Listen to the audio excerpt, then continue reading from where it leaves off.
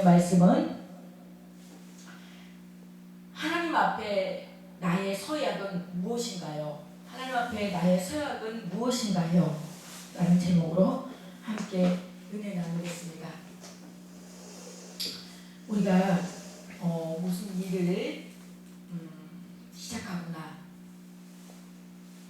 그 일을 추진하고 그 일을 진행할 때 우리가 서약을 합니다. 나는 앞으로 어떤 일을 하겠습니다. 어떻게 이 일을 추진하고 어떻게 일을 행하겠습니다. 라고 우리가 서약을 하잖아요. 오늘 이 느헤미야 10장은 하나님 앞에 어떻게 이스라엘 백성들이 살아가야 될 것인지 서약하는 모습이 나옵니다. 이 느헤미야 10장은 언약서에 서명한 지도자들의 명단이 나오는데 이상하게도 에스라의 이름이 빠져 있습니다. 에스라는 서명을 받는 위치에 이미 서명을 받는 위치에 있었고 당시 기한자 최고 지도자 느헤미야였기 때문에 느헤미야의 이름만을 필두로 앞에다가 써서 차례로 서명을 했다고 보아야 할 것입니다. 그래서 서명 후에 온 백성은 언약 이행을 맹세했어요. 그래서 우리가 하나님의 백성으로서 서약이 있어요. 하나님의 백성들로서 하나님 앞에 우리가 서약이 있어요. 이 지난 시간에 보면은 8장에서 예루살렘 수문학 광장에서 모인 이스라엘 백성들이 에스라가 선포하는 말씀을 듣고 자신들의 죄를 자복하고 새롭게 되는 변화의 역사를 경험했음을 배웠습니다. 그리고 또한 전주의 9장에서는 말씀의 부흥을 경험한 이스라엘 백성들은 하나님의 말씀대로 살겠다라는 아름다운 신앙의 결심을 하게 된 모습들을 살펴보았습니다. 그리고 9장 마지막에는 이러한 자신의 결심을 문서로 작성하기로 하고 그것에 자신들의 이름을 서명자라는 운동을 전개하게 됩니다. 오늘 본문 10절은 이러한 결심을 한 후 민족의 지도자들이 백성들을 대표하여 문서에 자신들의 이름을 서명하고 앞으로 자신들이 지켜야 할 구체적인 하나님의 말씀이 무엇인지 기록하는 장면이 나와 있습니다. 이제는 지난날의 잘못을 돌이키고 하나님의 말씀대로 살겠다는 단호한 결심을 문서하여 기록으로 남기기로 합의한 것입니다. 그래서 우리는 이것을 남겨야 돼요. 우리 성도님도 내가 이 세상에 이제 떠나서 하나님 나라 갈 때 우리 자녀들에게 저번에 우리 목사님이 말씀하신 것처럼 나는 이제 기독교 장으로 치러다오 라고 문서화해서 기록으로 남겨놔야지 자녀들도 유산으로 알고 그렇게 한다는 거예요. 근데 여튼 잘 믿다가 그런 말도 없이 그냥 다 돌아가시면 뭐야? 알게 뭐야? 알게 뭐야? 그러면 불교식으로 장례치르면 여태 잘 믿다가 불교식으로 장례치르면 그 하나님 기뻐하시겠어요? 기뻐하지 않지. 저도 엄마한테 제스러운 게 엄마 돌아가시기 전에 한번 가서 엄마한테 유언으로 남기라고. 엄마 우리 나 죽으면 기독교 장례식으로 치러라 이렇게 아들한테 이렇게 유언으로 남기라고 했으면 엄마가 얘기했으면 아들도 그렇게 따랐을 텐데 그냥 아들은 그냥 옛날에 그 유교 사상에 불교 집안에서 자랐던 동생이라서 제사 안 지내면 큰일 나는 줄 알아요. 큰일 나는 줄 알아요. 큰일 나는 줄 알아요. 그리고 산소도 막 잘 꾸며놔야 되고 산소도 잘 이렇게 이렇게 해놔야 되는 그런 사상을 갖고 있는 거예요. 그래서 우리가 이 기록으로 남기기를 잘해야 돼요.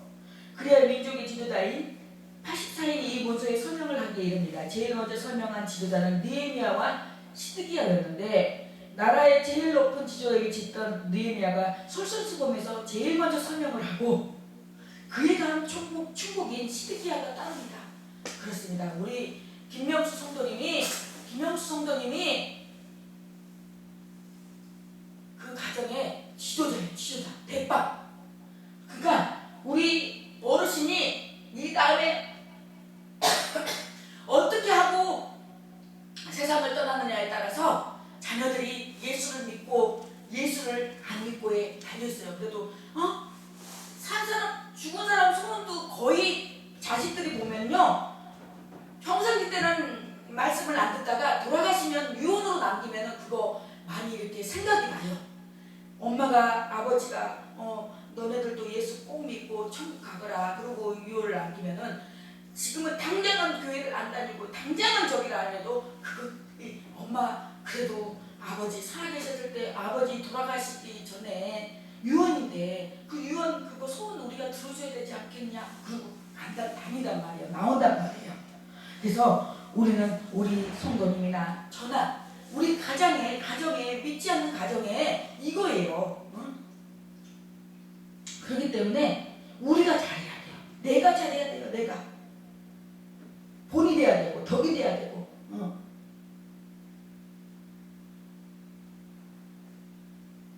그리고 이어지는 2절에서 8절까지는 영적인 지도자의 21명의 제사장들이 설명합니다.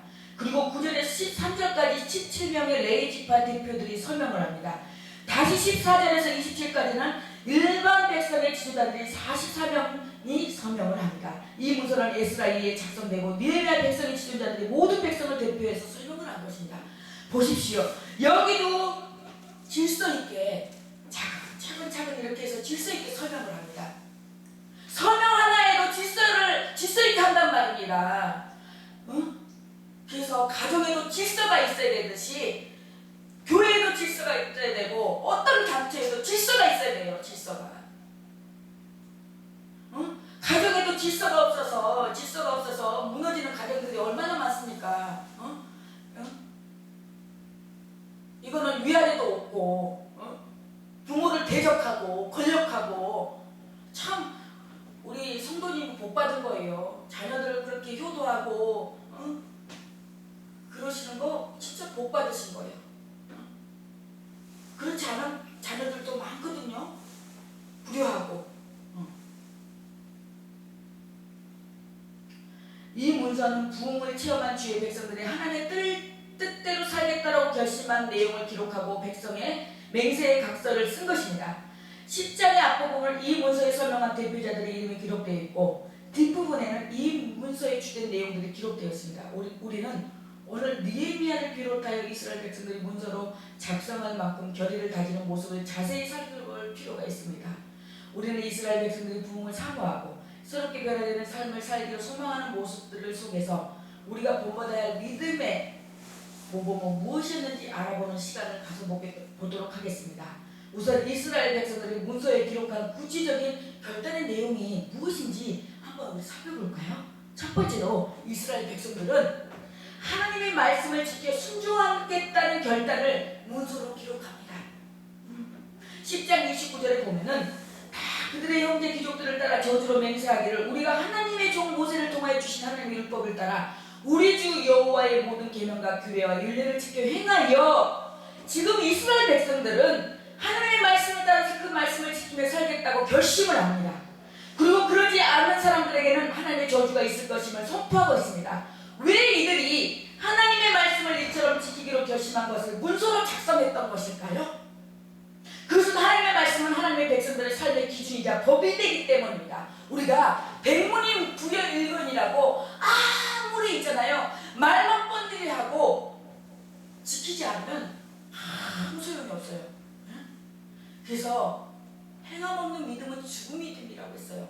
그래도 내가 말로만 새해에 내가 어떻게 하겠습니다. 말로만 어떻게 하겠습니다. 라고만 그렇게 쓴 거하고 내가 그래도 구체적으로 내가 새해는 첫 번째 목록을 정해서 어떤 일을 하겠고 어떤 사역을 하겠고 어떻게 나가겠고 나는 어떻게 새해는 어떤 일을 하면서 어떻게 삶을 살아야겠다. 내가 이렇게 문서로 쓰면서 기록하면서 이렇게 써 나간다면은 더 그것을 생각하게 되고 지켜 나가게 되고 그래서 보면은 가정들 보면은 가온을 적어놓고 가보를 적어놓고 뭐 교회에도 저렇게 표를 적어놓잖아요. 우리 교회 아름다운 교회 2020년도 교회 표는 구원의 문을 넓게 열자고 했어요.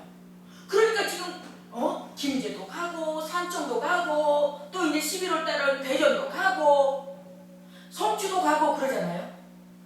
그러니까 우리 성도님도 제가 이렇게 예쁜 이런 저런 거 하나 저렇게 써져 있는 하나님의 말씀이 써져 있는 저런 거를 하나 하니까 집에다가 딱 이렇게 걸어놔요.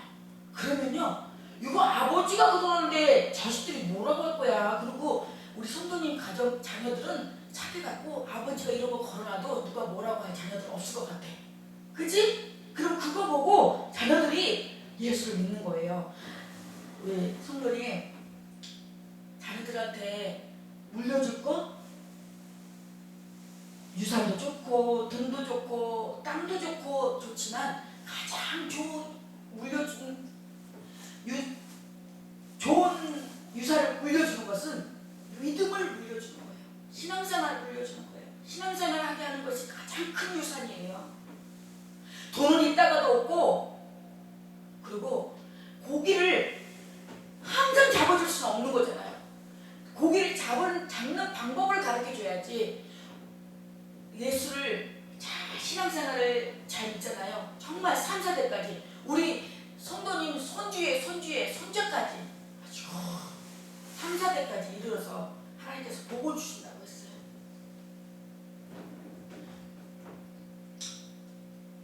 죄는 이 법을 깨뜨리는 것입니다. 죄의 본래 뜻이 표적에서 벗어나다는 의미가 있습니다. 하나님의 원하시는 기준에서 벗어난 것, 그것이 죄인인 것입니다. 말씀의 부흥이 일어났을 때 이스라엘 백성들은 바로 이 죄를 자복하고 회개했습니다.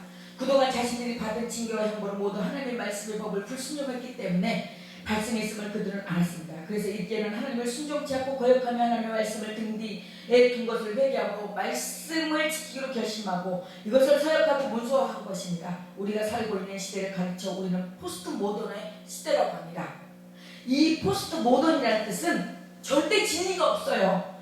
자기 느낌대로, 자기 생각대로, 자기 사상대로 살아가는 거예요. 그래서 이 포스트 모던은 기독교도 진리고 불교도 진리고 천주교도 진리고 다 진리야. 근데 진리는 오직 하나님의 말씀만이, 하나님의 이 말씀만이 진리예요. 예수 그리스도만이 진리예요.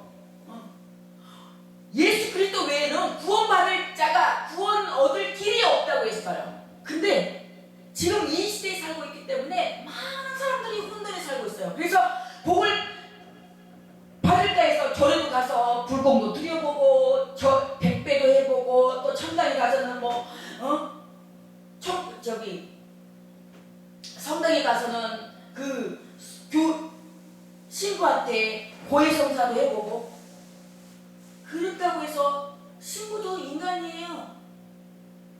사람은 우리의 죄를 씻어줄 능력이 없어요. 오직 예수 그리스도의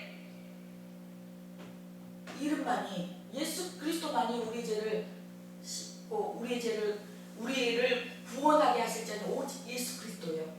그러니까 지금 이 시대는 기준이 없어요.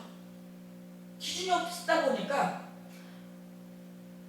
여기도 갔다가 저기도 갔다가, 그래서 아니면 말고 갔다가 여기도 한번 찔퍽 저기도 한번 찔떡, 그러다가 시간 가는 거예요. 세월만 보내는 거예요. 시간만 보내는 거예요. 왜 세월은 아끼라고 했어요? 때가 악하다고요. 이 아까운 시간을 우리가 왜 허송 낭비를 하냐고요. 오직 예수만이 진리십니다. 담배 버릴 시간이 없어요. 때가 악하다고 했어요. 주님 오실 날 멀지 않았어요. 그 결과로 오늘날 우리가 살고 있는 사회는 걷잡을 수 없을 만큼 큰 갈등과 혼란을 경험하고 있습니다. 개인의 삶이 무너지고 가정이 파괴되고 공동체가 갈등과 혼란으로 가득하게 되었고 각자가 질리고 각자의 삶이 정답인데 오늘날 왜 이리도 많은 갈등과 혼란, 사회적 문제가 많아졌는지 모릅니다. 성경은 그 이유를 하나님의 법을 어겼기 때문이라고 강조합니다. 하나님의 말씀의 법이 우리의 삶의 기준이고 진리의 표준인데 그것을 무시했기 때문에 오늘날 사람들이 혼란과 아픔을 경험하고 있습니다. 그러나 사람들이 하나님을 만나고 복음 가운데 변화가 되면 다시 하나님의 말씀 앞에 바로 설 수 있게 됩니다. 이스라엘 백성들처럼 말씀의 부흥을 체험하면 하나님의 말씀을 붙들고 살겠다고 고백하게 됩니다. 이 말씀이 제시하는 기준에 따라 순종하여 살겠다고 선포하게 됩니다. 이런 변화를, 이런 부흥을 우리도 사모해야 하지 않겠습니까? 그렇다면 다시 말씀 앞에 서서 그 말씀에 순종하기로 결심하기 바랍니다. 그리고 오늘 니에미야와 백성들처럼 하나님 앞에 그 결심과 결단을 우리의 마음과 영혼판에서 계속 기록해 놓으시길 바랍니다. 두 번째, 세상의 영향을 따라 살지 않겠다는 결단을 기록했습니다. 10장 29절에 하나님의 율법을 쫓아 살겠다고 고백한 이스라엘 백성들은 이어지는 30절과 31절에 두 가지를 안 하겠다고 결심합니다. 우선 30절에서는 자기 자녀들이 이방인들과 결혼하지 않게 하겠다고 결단을 하고 31절에는 거룩한 지위를 지키겠다고 결심합니다. 이방 사람들과 결혼하지 않겠다는 말 속에는 믿지 않는 사람들과 결혼하여 믿는 자녀들이 믿음에서 벗어나는 일들을 경계한다는 것이고, 믿음의 자녀들이 믿지 않는 자녀들과 결혼하면 불신앙적인 가치와 비성경적인 가치의 삶을 영향을 받을 경우가 많이 있습니다. 믿는 자녀들이 믿지 않는 배우자를 전도하는 경우도 물론 많이 있지만 대부분 그렇지 못하고 있던 믿음도 까먹는 경우가 더 많이 있음을 우리는 주변에서 목격할 수가 있습니다. 지혜의 왕이라고 불리우던 솔로몬도 무너져 간 원인이 이방 여인들과 결혼했기 때문입니다. 그래서 우리는 이 말씀을 우리와 우리 자녀들이 어떻게 세상적인 영향에서 보호되며 살아야 하는지를 가르치는 경계로 해석될 수 있습니다. 물론 우리는 불신자들과 아예 관계를 끊고 그들과 접촉하지 않으면서 인생을 살 수는 없습니다. 그러나 우리에게 죄된 영향을 끼칠 수 있는 이웃들과는 분명한 경계선을 가질 필요가 있습니다. 우리가 세상과 다른 모습이 있을 때 비로소 우리는 세상을 책망할 수 있기 때문입니다. 또한 안식일을 거룩히 잘 지키겠다고 말하는데 이 말 역시도 하나님의 백성답게 세상과 구별되어 살겠다는 결심입니다. 세상 사람들은 일주일을 모두 자신의 날이라고 생각하고 자신의 마음대로 살아갑니다.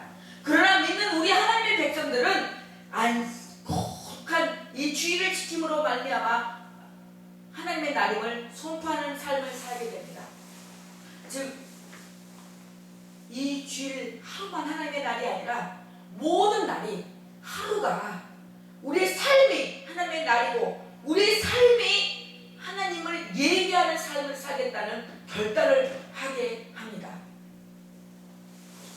저와 여러분 역시 세상에 속해 있지만 세상에서 구별된 거룩한 하나님의 백성으로 살아갈 수 있기를 예수님 이름으로 축복합니다. 마지막으로 하나님의 사역을 힘써 지원하겠다는 결심을 문서로 기록합니다. 10장 32절에서 마지막 39절까지는 이스라엘 백성들이 하나님의 일과 성전을 위해서 자신들이 해야 할 책임을 다하겠다는 내용을 기록되어 있습니다. 32절을 보면은, 느헤미야 2장 32절을 보면은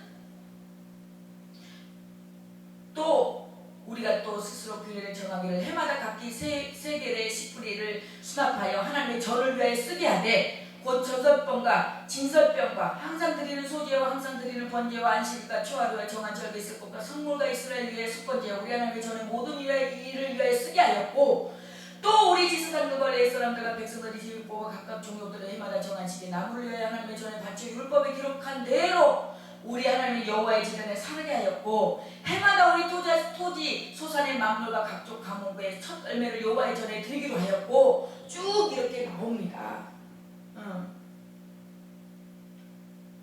그래서 32절에서 39절까지 내용을 보면 백성들이 하나님의 전을 버려두었다라는 표현을 많이 쓰면서 자신들의 잘못을 뉘우치는 장면이 나옵니다.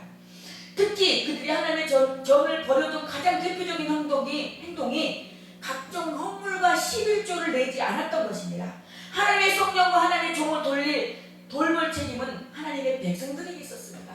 우리 성도님이 붕괴 동안 와서 헌금하고 우리 주의 종들에게 통닭을 사드리고 사주고 뻥튀기를 사갖고 온 거는 하나님의 전을 사모하고 하나님을 사랑하는 마음이 있기 때문에 그렇지, 그렇지 않으면 절대 못해요. 하나님이 얼마나 기뻐하시고 하나님이 얼마나 흐뭇해 하셨을까요? 사실 각종 제사나 헌물들은 하나님이 직접 가져가서 하나님 나라에 쌓아 놓는 것이 아니라 하나님의 성전과 일꾼들을 관리하고 부양할 수 있는 일에 사용하였습니다. 즉 하나님께 바치는 것은 사실 하나님 위에 바치는 것이 아니라 그분의 성전과 종들을 위해서 바치는 것이었습니다. 그래서 성전과 종들에게 바치는 것은 결국 하나님 백성들을 위해 기도하고 복을 빌며 말씀으로 백성들을 양육하는 일에 사용되어지는 것입니다. 그러니까 결국 적으로 하나님 종우라고 바치는 것이 아니라 백성들 본인 종우라고 바치는 것이었어요. 그런데 이스라엘 백성들은 바벨론 포로에서 약속의 땅으로 돌아오는 성전을 지었지만 생활이 어렵다는 구실로 명목으로 이후로 11조를 비롯해 그들의 책임을 다하지 못했어요. 32절에 보니까 성전을 보수하고 유지하기 위한 성전세를 모으자는 내용이 기록되어 있고 33절에는 제사 때 드려지는 제물을 잘 드리자는 내용이 나와 있습니다. 34절에는 성전에서 사용할 나무를 서로 분담하여 공급하자는 내용도 기록되어 있습니다. 그러니까 지금까지는 이러한 일들을 제대로 하지 않았다는 거예요. 성전을 보수하지 못해 성전이 조금씩 무너져가고 쇠퇴해가고 있었습니다. 제사 때 바칠 제물이 없어서 제사를 드리지 못했습니다. 심지어 제사 때 사용된 나무조차도 부족하여 불을 지필 수가 없었습니다. 제사 때 불을 피울 나무도 제때 공급하지 못한 백성들이 다른 것은 생각이나 했겠습니까? 그래서 우리는 이 불이 떨어지면 안 돼요. 이 여호와의 성전에 말씀의 불이, 찬양의 불이, 기도의 불이, 헌신의 불이, 성김의 불이, 봉사의 불이 꺼지면 안 돼요.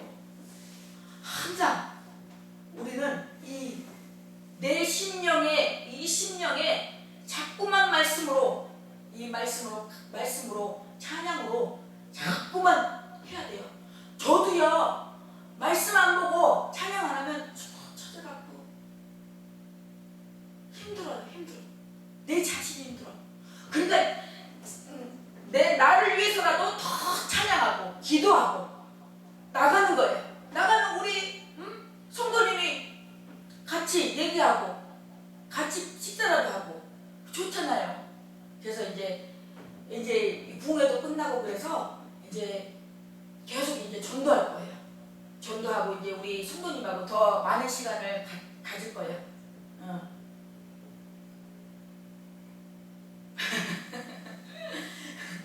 그래서 여기 11월 이제 26일부터 11월 달에는 이제 또 이제 마지막에 저기 공주 아름다운 길로 가요. 그리고 또 갔다 와서 여기 이제 송주 의정부 가요. 거기는 가까우니까 어르신도 바람도 쐬 우리 차 가니까 한번 가셔. 같이 가셔서 갔다가 또 이제 하루 있다가 이제 지루하면서 나 데려다 달라고 하면 데려다 드릴 테니까 가서 구경도 하고 이제 나이 드셔가지고 이제 사시면 얼마나 사신다고 이제 좀 구경도 하고 그래야지. 맨날 여기 지겹잖아. 맨날 금정도 맨날 놀이터 지겹잖아. 그치? 집에다가 놀이터에다가 여기 아름다운 교회에다가 얘도 좀 구경도 하고 그러지. 나는 우리 부모님 구경 못 시켜드린 게 제일 한이 돼. 우리 부모님, 우리 엄마 가면은 엄마 친구는 자식들이 어디 이렇게 자녀들하고 어디 놀러 갔다 왔다 그런 얘기 하세요. 그러면은 그거 부러우니까 얘기하지 그냥 얘기하겠어? 근데 그거 뭐 관광 한번 못 시켜드렸어. 관광을 아주 못 시켜드린 건 아닌데 저 수원에 살 때는 저기 그때 당시는 온천유원지가 있었어요. 그래서 온천유원지 모시고 가서 막 이렇게 기구도 태워드리고 막 이렇게 해드렸는데 그래서 저는 이제 나중에는 우리 이렇게 이제 어르신들 사역을 할 거예요. 내가 이제 엄마한테 부모님한테 못했던 거 우리 이제 이렇게 어르신들 섬기면서 그렇게 이제 사역을 할 계획이에요. 그래서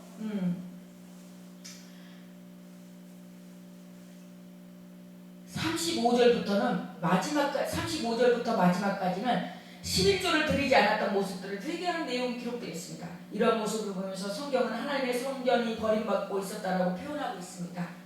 이런 자신들의 잘못을 깨닫고 지금 이제부터라도 하나님의 전을 버리지 않고 자신들의 책임을 다하겠다고 결심한 것입니다. 오늘날 역시도 하나님의 성전이 버림받는 일에 발생하고 합니다. 하나님의 교회가 어떻게 유지되고 돌아가는지 신경조차 쓰지 않는 성도들이 많이 존재합니다. 내가 안 해도 누군가가 하겠지라는 생각으로 교회는 전혀 관심을 가지지 않다가 어떤 문제가 생기면 또 그때는 또 콩나라 판나라 또 따지고 간섭하고 그런 경우가 있죠. 그래서 이 하나님의 성전은요 우리 성도들의 11조와 헌금으로 이 교회가 유지되는 거예요. 근데 지금 우리는 이렇게 많은 성도가 없잖아요. 그러니까 이제 이렇게 제가 이제 이렇게 또 이렇게 선교방송 촬영도 하고 이렇게 해서 이 교회를 월세를 내고 그렇게 나가는 거잖아요. 그래서 감동이 되시면 여기 한 달에 월세가 한 35만 원 정도 나가는데 아름다운 교회 성전세가 지금 이번 달에는 좀 어렵게 됐어요. 그래서 이렇게 감동되시면 성전세도 한번 내시면 하나님께서 얼마나 기뻐하시겠어요. 39절에 보면 곧 이스라엘 자손과 레위 자손이 거제로 드린 곡식과 새 포도주와 기름을 가져다가 성소에 그릇들을 두는 골방 곧 섬기는 제사장들과 문지기들과 노래하는 자들이 있는 골방에 둘 것이라. 그리하여 우리가 우리 하나님의 전을 버려두지 아니하리라. 오늘날 우리는 11조나 각종 헌금을 돈으로 드리지만 과거 이스라엘 백성들은 자신들이 추수하고 수확한 물건으로 11조를 대신하는 경우가 많았어요. 그리고 예를 들면 양을 기르는 사람들은 양을 드렸고 또 농사를 짓는 사람들은 농산물을 11조로 드렸어요. 그래서 성경 안에는 여러 개의 방들이 있었어요. 여러 개의 방이 있어서 여기는 양을 넣어놓고 여기에다가는 곡식을 넣어놓고 여기다가는 또 어떤 다른 것들을 또 넣어놓고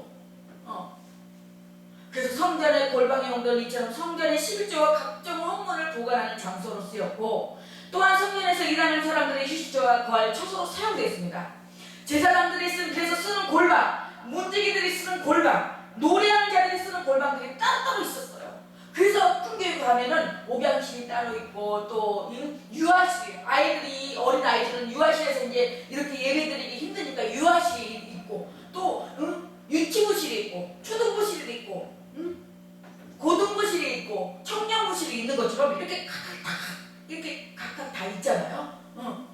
그래서 이들은 모두 하나님의 성전을 위해서 부르심을 받아 하나님의 성전에서 일하는 사람들이에요. 다른 직업을 가지지 않고 하나님의 일에만 전심을 다하는 사람들이라는 것입니다. 이러한 사람들은 다른 직업을 가지고 있지 않기 때문에 돈을 벌 수가 없었어요.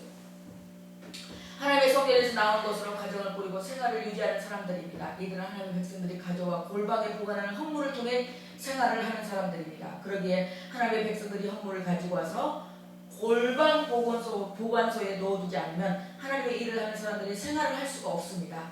출애굽을 비롯하여 레위기, 민수기, 신명기 등에서 보면 하나님께서 성막을 만들라고 지시하면서 성막에서 일하는 사람들의 생활을 이스라엘 백성들이 책임지라고 명령하십니다. 당장 먹을 것이 없고 생활하기 힘든데 어찌 주의 일에 집중할 수 있겠습니까? 그런데 시간이 지나고 이스라엘 백성들이 타락하자 이러한 하나님의 명령을 어기고 하나님의 성경과 일꾼에 대한 책임을 망각했어요. 그래서 우리는 살아가면서 우리는 이 인간은 망각의 동물이에요. 잊어버려요. 근데 사람들은 얼마나 유치한지 알아요? 이 하나님의 은혜, 사람에 대한 은혜는 금방금방 잊어버려요.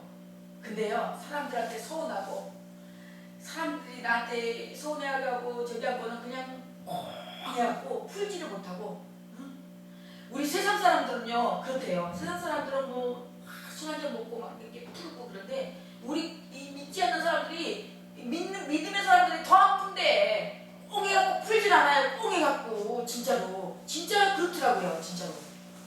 또 그거 언제적인지 그냥 대씻고 소도 아니고 소염을 대씻는 것도 아니고 그걸 갖고 두고 얘기하는 사람 있어요.